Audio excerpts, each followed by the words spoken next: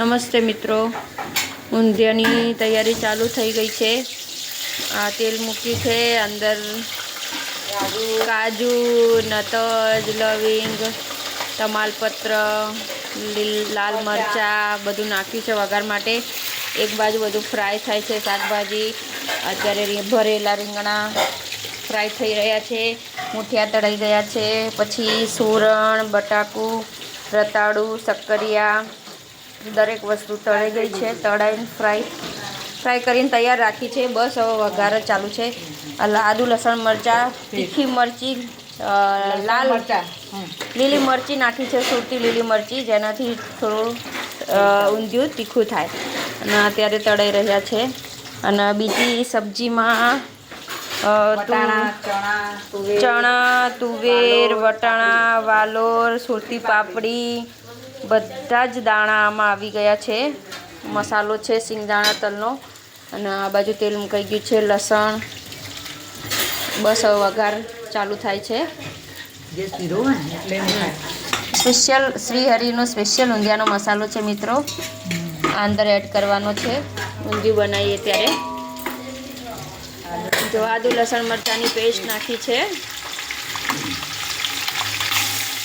આપણે જે ચટણી બનાવી હતી હવે આદુ લસણ મરચાં, તીખી મરચી નાખી છે સુરતી, જે બહુ જ તીખી આવે છે ટેસ્ટમાં, અને ઊંધિયું બી ટેસ્ટી બનશે એકદમ ગ્રીન ચટણીથી।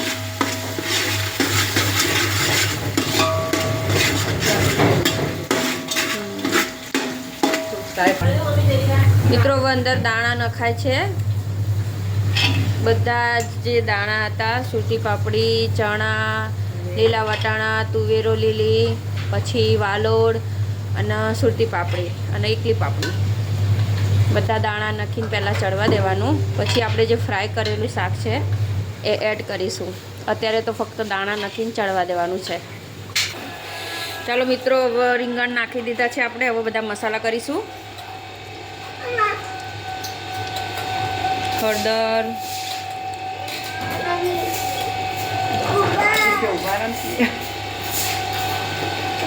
લાલ મરચું, દાણા જીરું,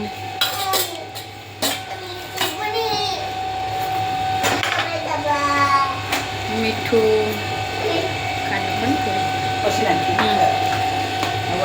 હવે આપણે સમારે આ ફ્રાય કરેલા બધા શાકભાજી, રતાળું, મૂઠિયા, પછી બટાકું, શક્કરિયા અને સૂરણ, આટલી વસ્તુ આપણે એને ફ્રાય કરી દીધી છે।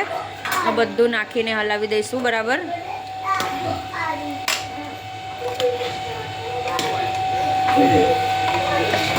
અમારા ભાઈ સાસુ છે એ બનાવે છે, જોઈ લો આપ, બહુ સરસ રસોઈ બનાવે છે, બહુ સરસ બનાવે છે, મસ્ત બનાવે છે એકદમ રેસીપી બનાવશે।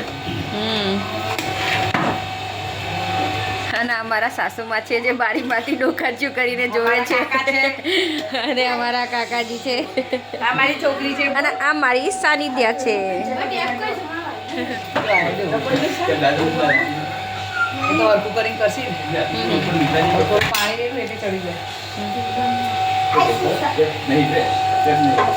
મિત્રો દેખાય તો સરસ રહ્યું છે, ટેસ્ટમાં બી બહુ સરસ છે।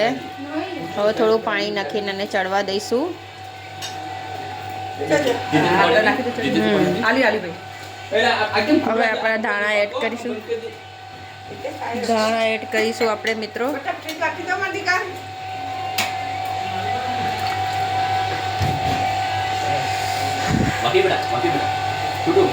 જલેબી મૂકી દે, પછી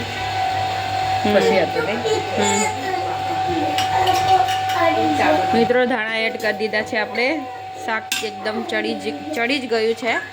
હવે બરાબર ધાણા એડ કરીને હલાવી લઈશું અને થોડી વાર બફાવા દઈશું।